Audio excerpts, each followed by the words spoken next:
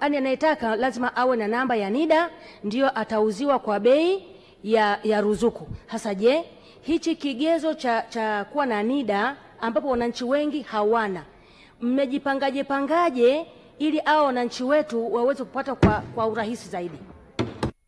Mheshimiwa Naibu Waziri. Asante Mheshimiwa Mwenyekiti.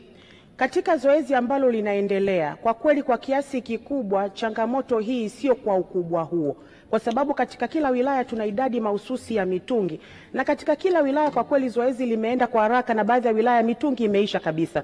Tunapoendeleza mkakati huko mbeleni, na uhakika wenzetu wenye mamlaka ya swala hilo watahakikisha zoezi hilo linakuwa endelevu na lifanyika kwa kasi, ili wananchi waendelee kunufaika na fursa hizi ambazo zinahitaji vigezo hizo.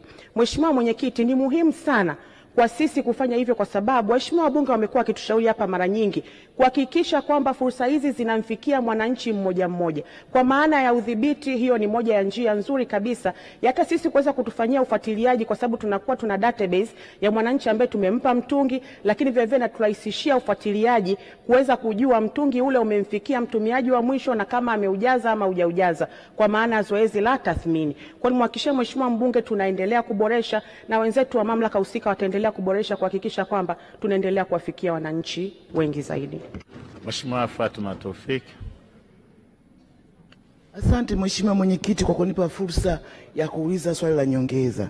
Je, lini serikali itaendelea na uuzaji mitungi ya ruzuku kwa baadhi ya wananchi? Kwani sasa hivi baadhi ya wananchi wamekuwa wakifuatilia lakini hawapati mitungi hiyo kwa sababu imekuwa ni haba. Naibu Waziri, majibu.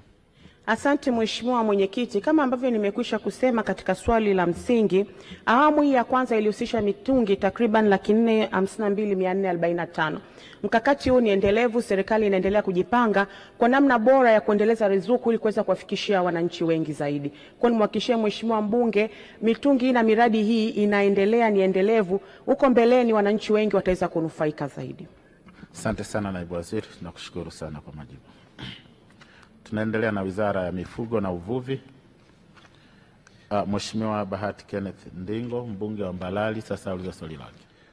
Mheshimiwa mbunge anauliza, je, lini serikali itajenga maeneo rasmi ya uvuvi kwa ajili ya wavuvi wilayani Mbalali?